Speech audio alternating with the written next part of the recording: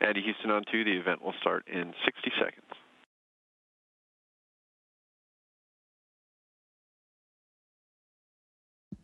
Copy, I'm ready.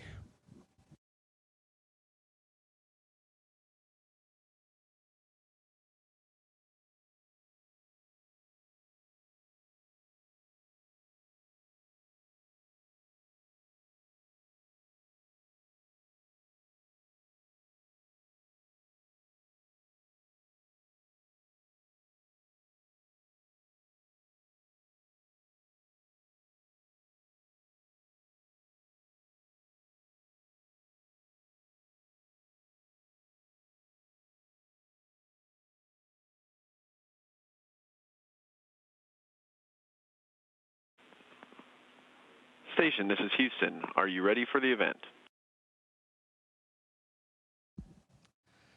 Houston, this is Station. I'm ready for the event. European Space Agency, this is Mission Control Houston. Please call station for a voice check. Lidt overrasket blev jeg, at det gik op for mig, at når man er uddannelses- og forskningsminister, så er man som også minister for det ydre front. Det er ikke engang løgn. Det tror jeg heller ikke, ministeren vidste, dengang Lykke ringede til hende, men vi kan prøve at spørge hende selv. Christina Elo. Den var Andreas, vi glæder os.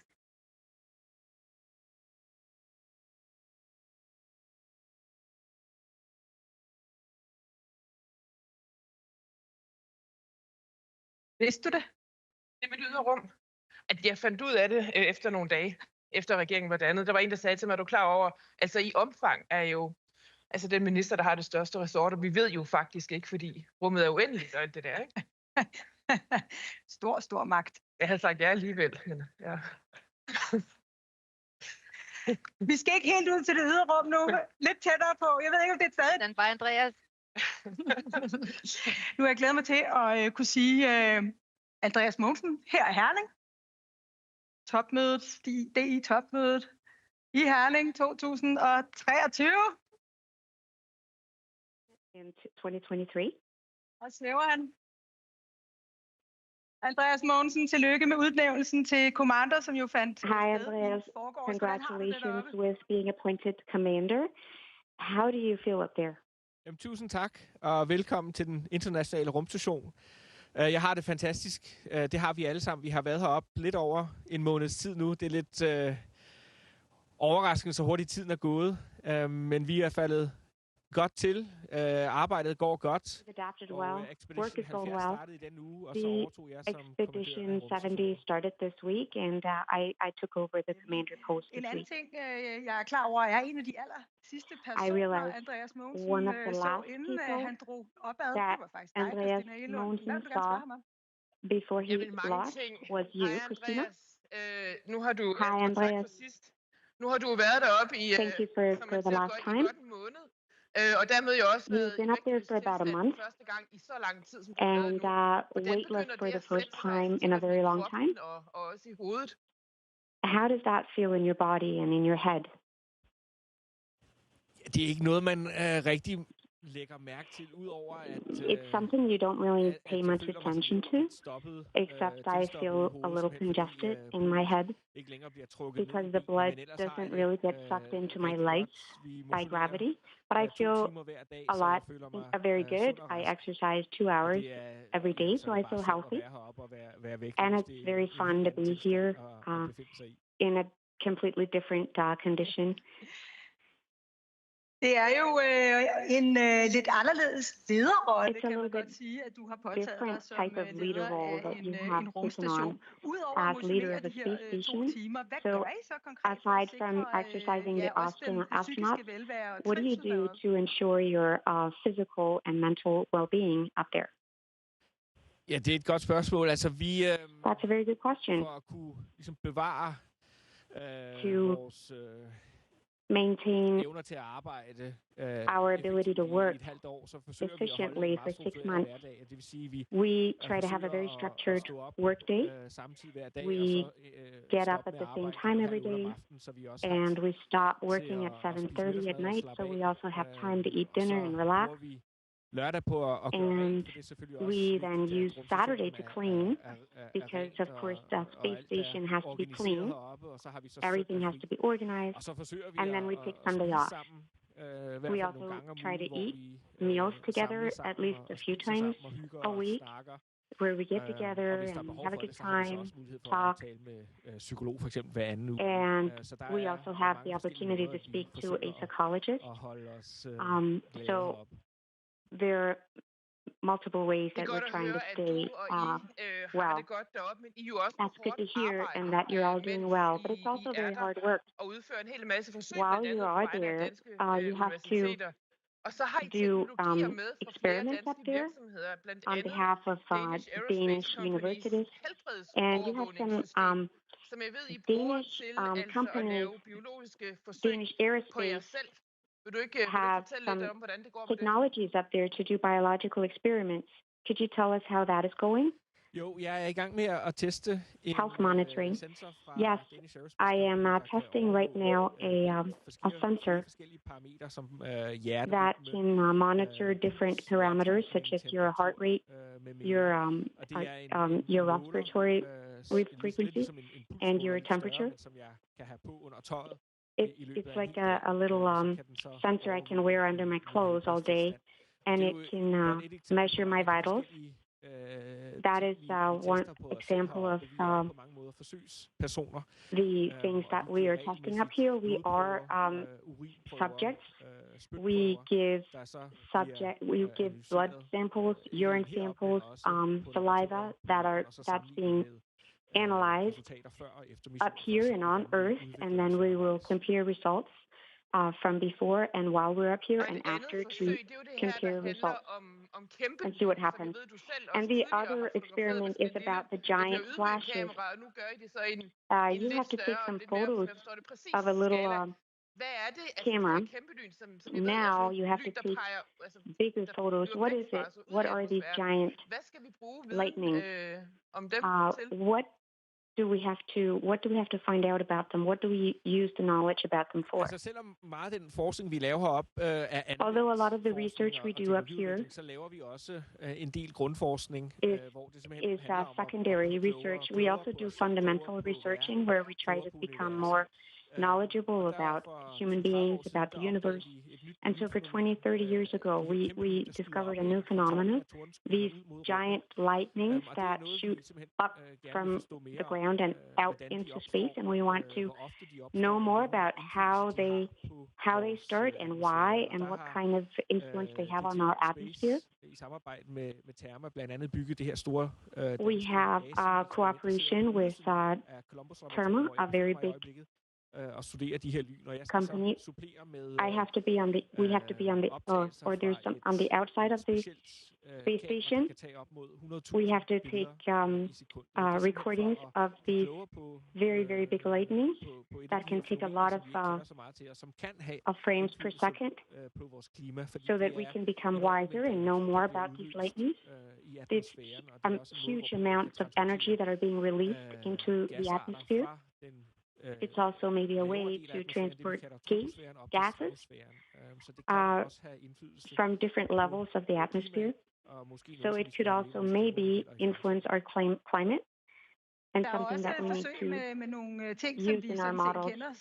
There are also some experiments with something that we know about here, 3D printing, water purification. What do you have to do with that up there? What do you have to find out? It's easier to juggle in weightless condition. vandrensning for eksempel. Water purification, for instance, and 3D printing are technologies that we can use on Earth, but also have a lot of significance in the future when we go further into space. First back to the moon, but also later onto Mars. We have to be independent as much as possible from Earth when we are in space. It's very expensive to send something up here. So we have to recycle as much as possible, and that also applies to water. Our urine, our sweat, all the condensation is being collected and purified to become drinking water, and we're using currently about 95% we are recycling aboard. We are testing a new technology to purify wastewater in a way that does not. We're using proteins to transport water molecules, and 3D printing is another experiment. I have to test the 3D printer in the hope that in the future we can print our own spare parts and components that we need up here. Right now, everything is being transported from Earth up to us, but if we can print them ourselves, it will make us more independent from Earth, something that is very exciting for the future when we go further into space, for instance, to Mars. I'm very curious. Is that a watch you have on your... what do you use that for? Time passes a lot faster up there with all the sunrises you experiment every 24 hours. It's a completely normal watch I'm wearing. We use Greenwich Mean Time.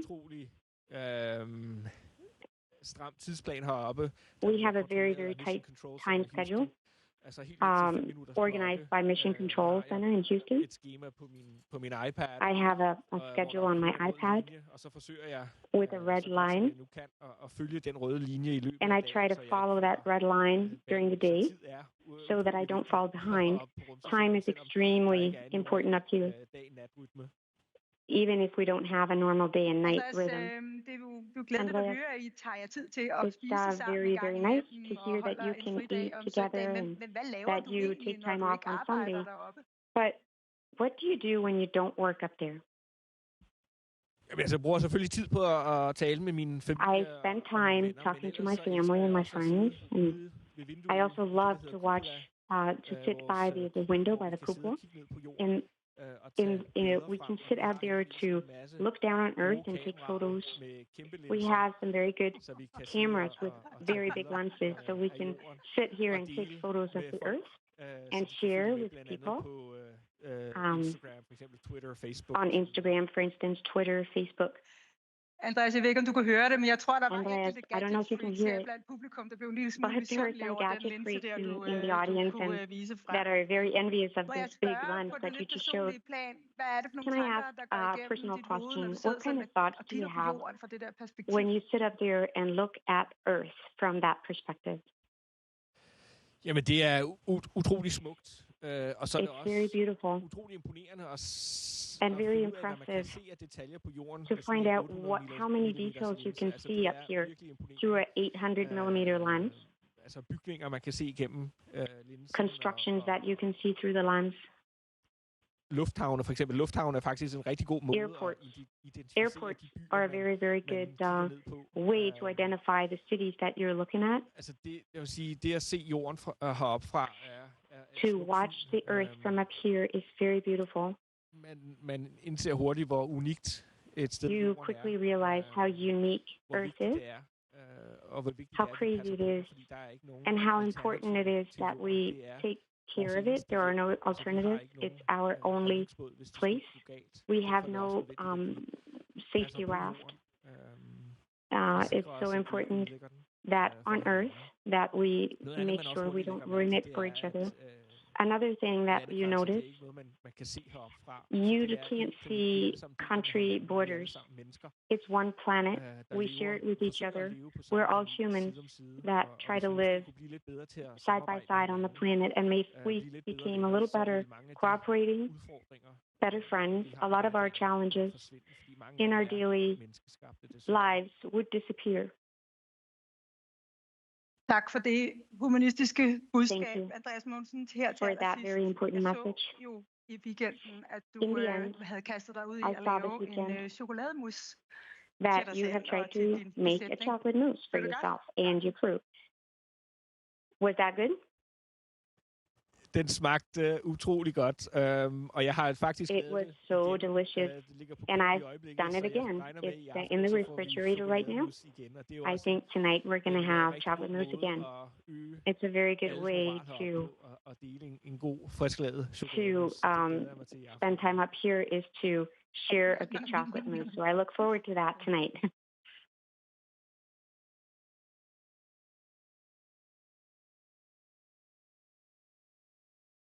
Andreas, jeg håber, at du kan høre, at der bliver klappet høfligt af dig her. That there is a lot of applause here.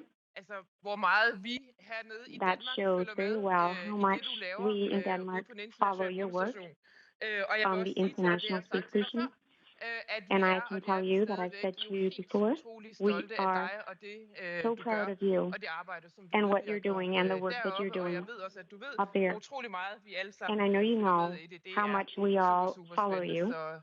It's so interesting. So thank you for that. Andreas Mogensen, tak for at Thank være you, med her Andreas. på DI-topmødet Thank you for joining us 2023, today og ikke mindst in our tak til Business ESA, Summit NASA Mission Control i 2023. Houston for at gøre And det thank muligt. you Så very give much to NASA Andreas Mogensen, in Houston Cook-missionen to og make ikke it mindst possible, rumministeren Elster. and the Space Minister as well. Thank you very much, Andreas. Jamen, tusind tak. Det har været en fornøjelse at deltage. It's been such a pleasure to participate. I hvert fald 5 måneder til. And I have to be here for at least another 5, maybe 7 months. So there's going to be a lot of other opportunities to, there's going to be a lot of exciting activities for the next 6 months. Hi, bye. Station to Houston ACR, that concludes our event. Thank you to ESA and to all the participants at the Box and Arena. Station, we are now resuming operational audio communications.